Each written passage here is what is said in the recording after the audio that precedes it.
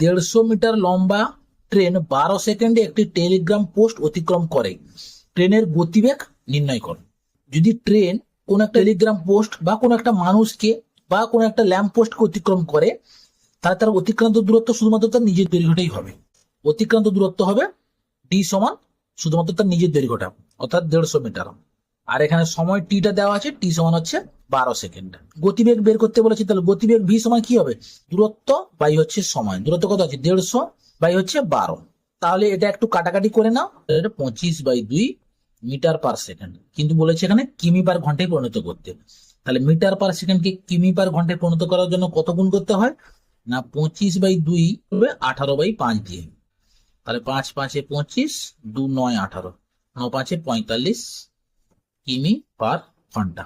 Option D হচ্ছে right answer. এই অঙ্কটা তোমাদের হোমওয়ার্ক থাকলো। কত অ্যান্সার হবে তোমরা কমেন্ট বক্সে লিখে জানাও।